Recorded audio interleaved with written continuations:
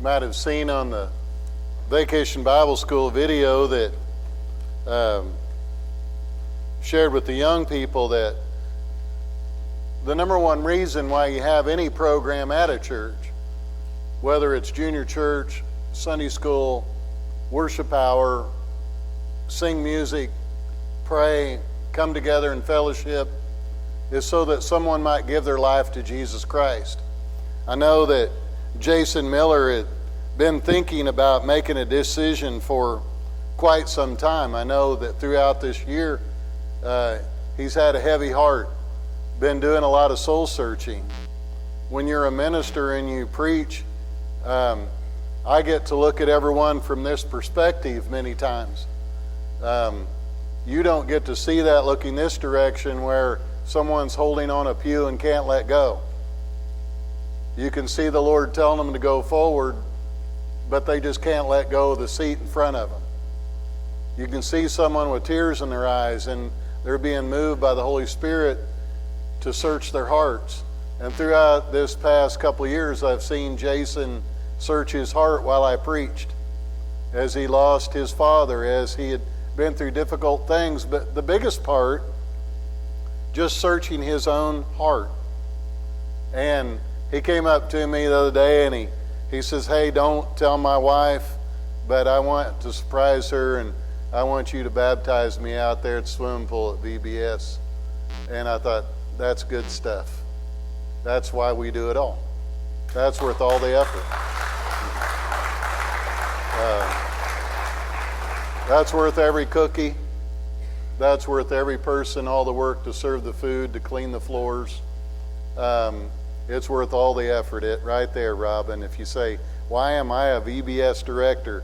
And I know you've asked yourself that. And why am I crazy enough to want to do it again? That's why, right there. Someone to give their life to Jesus Christ. That's awesome, girl.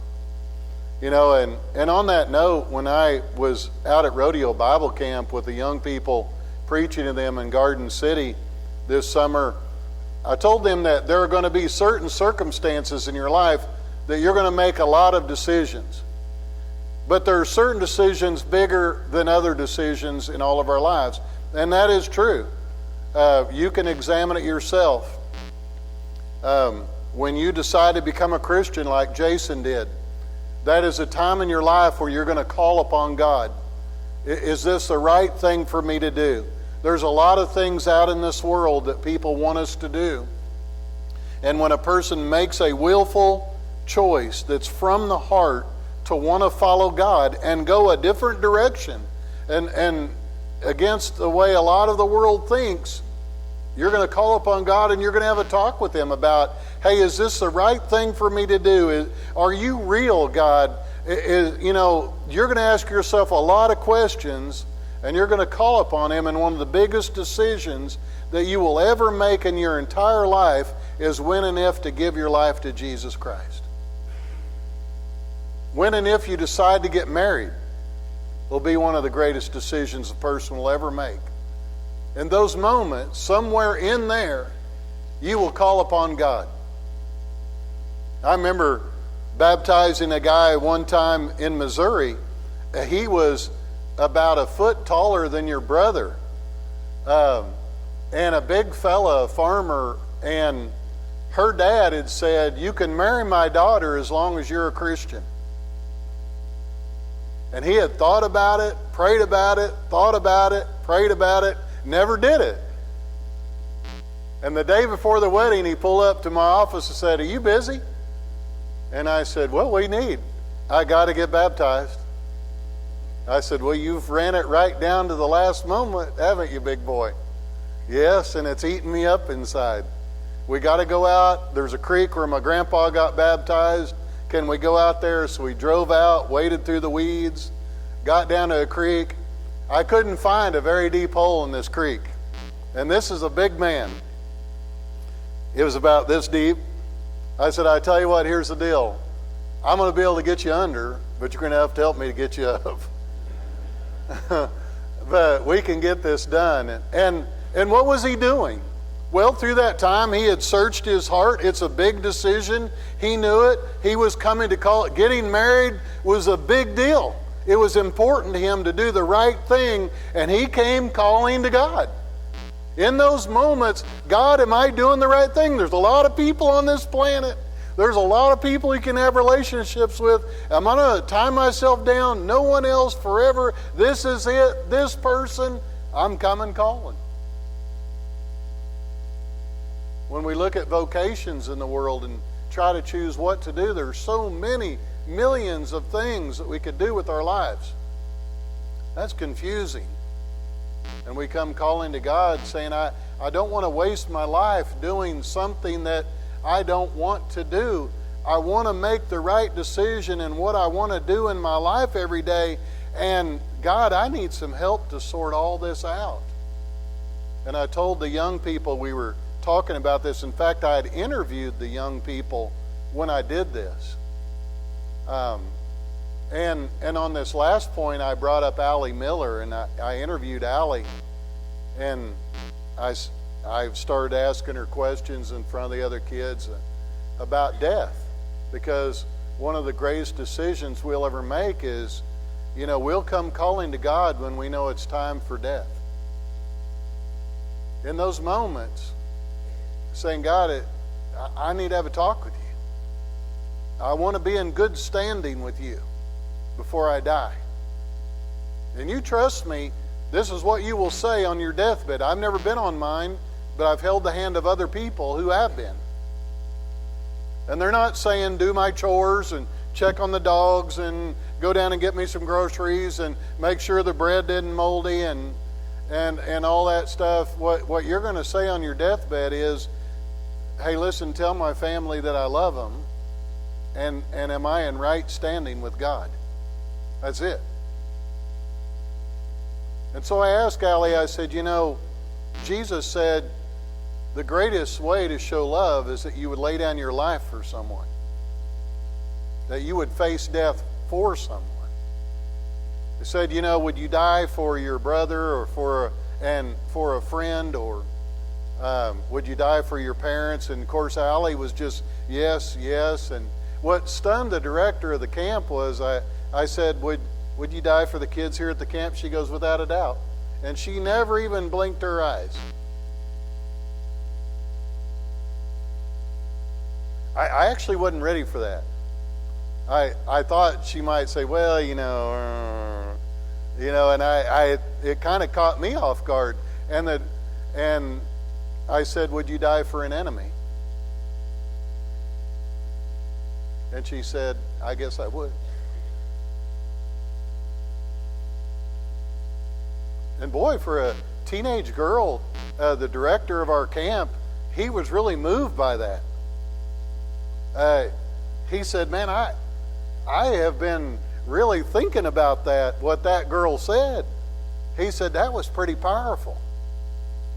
She just was ready to do what God wanted her to do, to follow Him. And when we come to that moment in our life, if that would ever happen for us in any way, shape, or form, we're going to come calling upon God. That's the way He made us. In Matthew 11:28 it says, come to me, all of you who are weary and burdened, and I will give you rest. And there are a lot of things in this world that burden our lives. There are things that we struggle with, that ache our hearts, that pull on us, that are stressful. And I know you're sitting there going, I know, Mike, and you don't need to remind me. I came here to forget about it. And in those moments, we ache to communicate to a God that can help us. In Genesis chapter 41, Joseph had been, and it's a powerful story about Joseph in the Bible. His brothers were going to kill him. His older brother stood in on his behalf and saved him, and instead of killing him, they gave him into slavery, into bondage, so his little brother wouldn't have to die. What a great group of brothers. And so he grew up in a foreign land, away from his family. But yet, he had such a wonderful heart. This little guy, Joseph, in the Bible, he is called a type of Christ. And what that means is he is one of those kind of people that just didn't stray away from God. He was born with a love for God.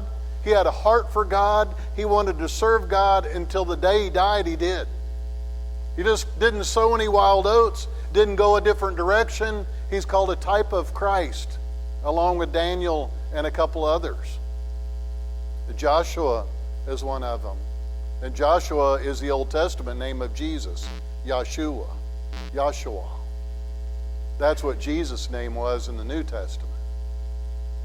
And when you look at Joseph's life, people that met him, worldly people met him, people of his own nature met him, and they just liked him.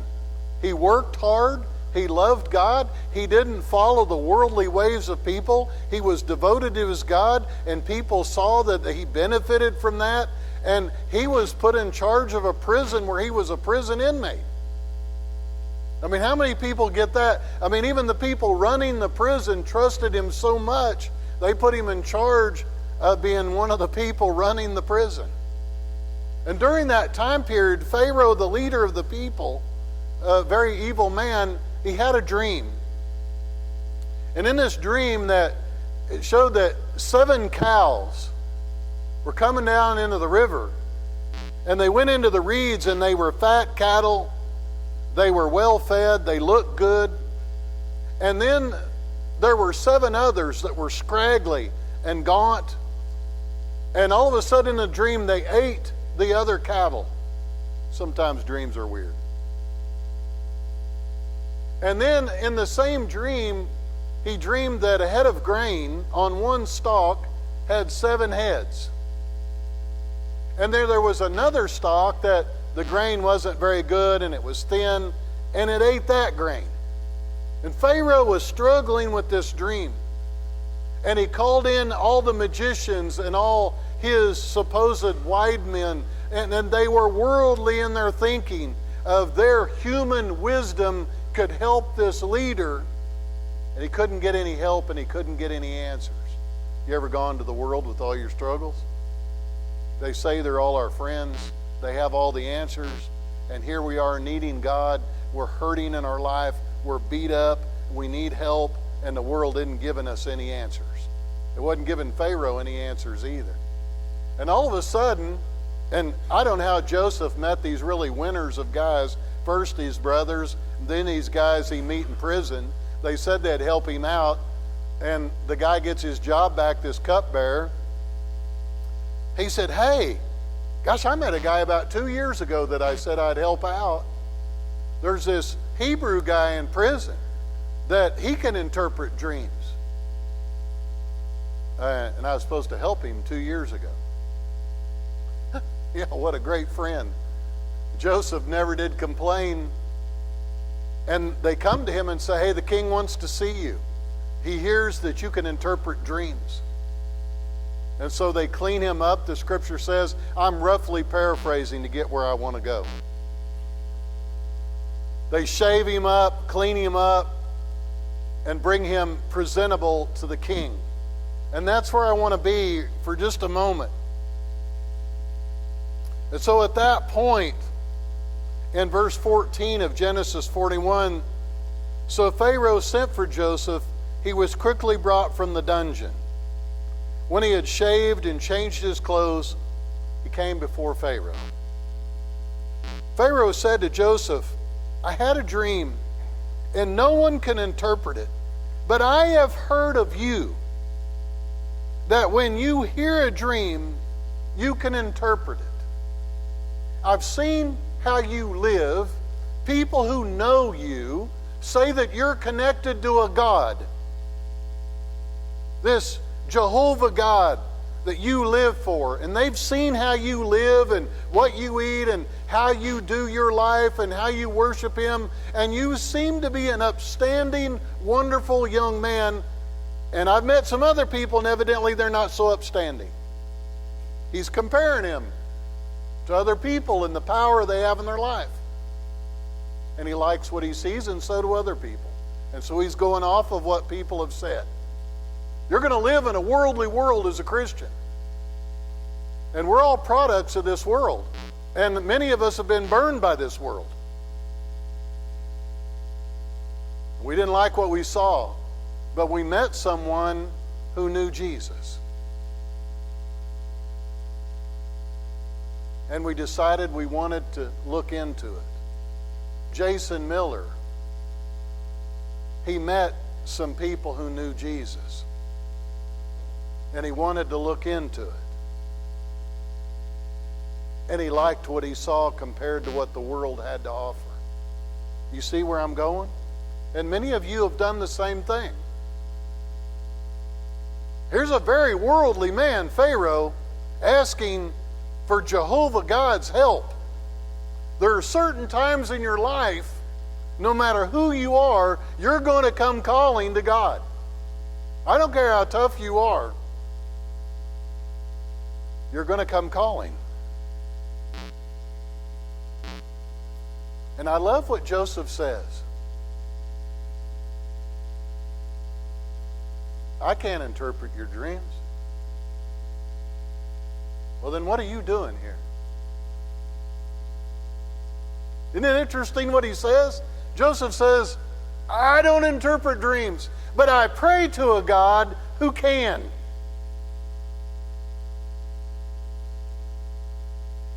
He gives all the credit where the credit ought to be. I can't do this, but I know someone who can. God. The God that I serve. Daniel, isn't it interesting? In chapter 2 of the book of Daniel, he did the very same thing with King Nebuchadnezzar. He said, can you do this for me? And Daniel said, no, I cannot do this, but I serve a God who can. Listen, we are just people. We don't save people. We just work for God. We do vacation Bible school for God. We serve God, and we don't change kids or change people, but the God that we serve, He can change people. Do you get that?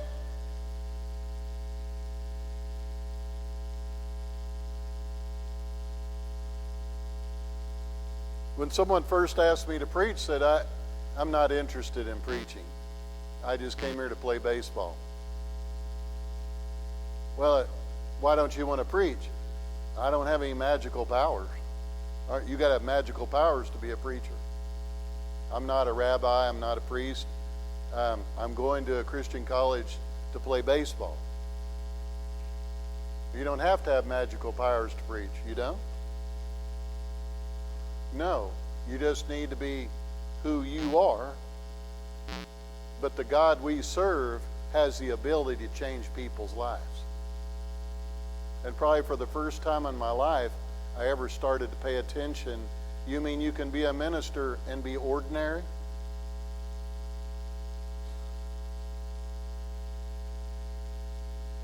Joseph said, yeah, I'm just an ordinary guy.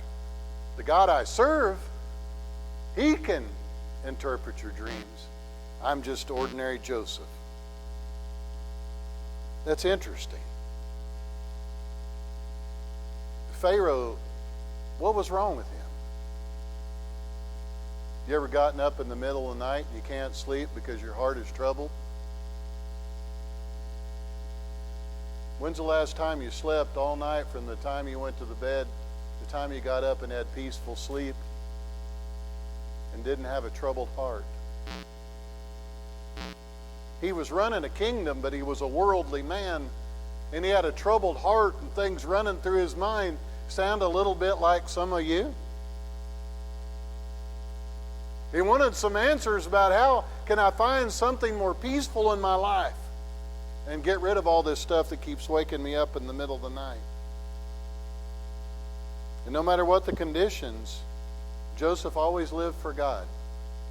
And interesting, isn't it amazing in Joseph's life, he would serve God and be devoted to Him, and everything that he did turned into gold. Everything that he was a part of worked.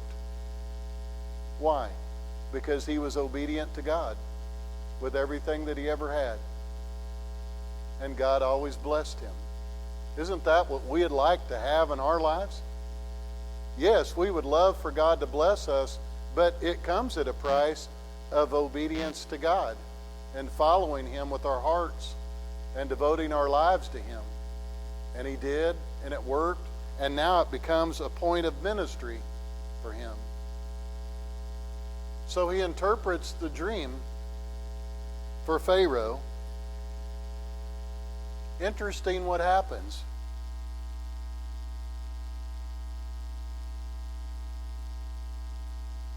Joseph tells him through his prayers to God exactly what the dream was going to be, and Pharaoh rewarded him by making him one of the most powerful men in all of Egypt. Even over his own men that should have been rewarded. He wasn't supposed to be, as a Christian man, a leader in that country. But even a worldly man saw the dedication in his heart. How many people come up to you and say, I've heard it said that you're a person that I can talk to?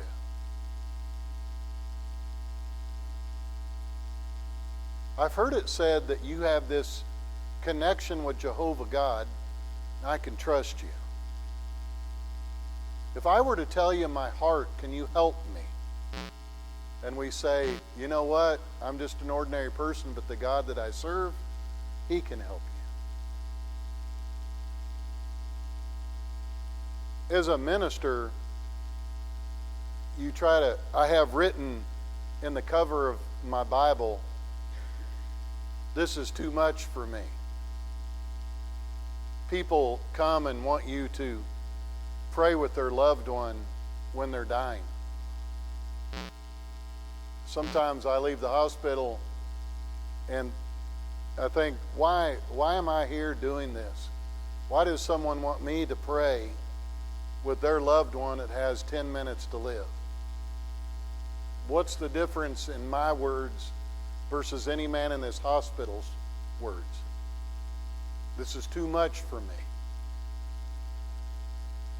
And in my heart, I want to say to them, I'm just an ordinary man, but the God that I serve can help you. When a person is struggling in some sort of a sin and you want to say to them, you know what, I'm just an ordinary guy, but the God that I pray to, he can help you. He can heal you. I don't have the ability to do that, but he has the ability to change your family or your health struggles or your mental struggles that you have. That's what Joseph was doing. He was just giving credit where it belongs. Even David said in Psalm 139, such knowledge is too wonderful for me, too lofty for me to attain, too much for me. Sometimes when you're a minister and people say, hey, would you be a part of this funeral? Would you be a part of this wedding? Why? I'm just an ordinary guy. If you want God to do something at those things, I can point you to someone who can make an extraordinary difference in that. But I'm not your guy, but he is. Too many times ministers take the credit for things that go on in the world and forget they're just ordinary men. Isn't it interesting with some ministers of great big giant mega churches, when it starts out downtown on the square, it's our church. When the church runs 5,000 people and you're on television, it's his church. Where did it change? It was always God's church. And we were just ordinary people working for God. We're just people. That God blesses our lives. That's what Joseph was saying. But we serve a God that can change lives, and it's powerful how he does it. And sometimes it's too much for me. In the deepest thoughts of the deepest parts of my innermost being, I'm still a kid from Cleveland, Oklahoma, hiking down the driveway, living in the country, never going anywhere, thinking, why in the world would they want me to help them get married, or to pray with them in a time of a surgery, or to pray with them at the time of a death? I'm just an ordinary guy. God, it's you who works through people to do things in an extraordinary way. And that's what Joseph was trying to tell Pharaoh. It's like, listen, if you'll listen to me, this God can change you too, Pharaoh.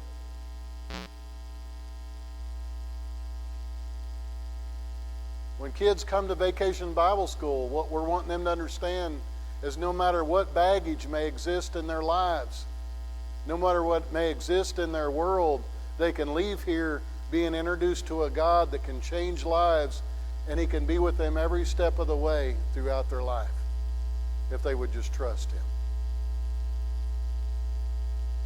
You know, as we wind this down this morning, one of the most unbelievable people was Noah that the kids studied about this week.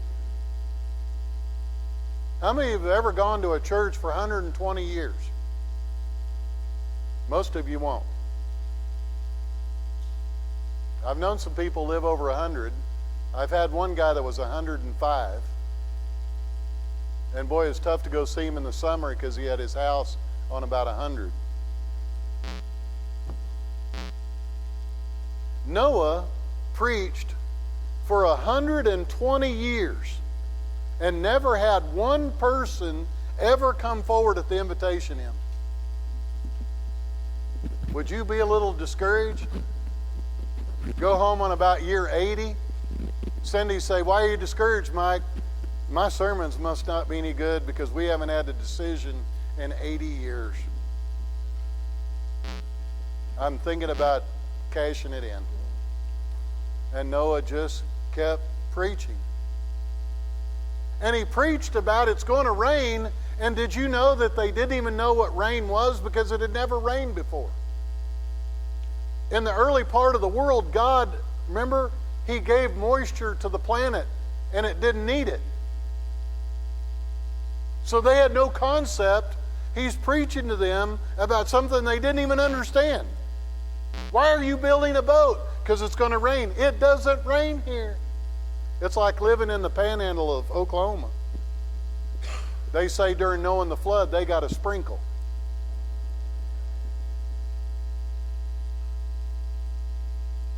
And so he kept preaching. And guess what? It started to rain.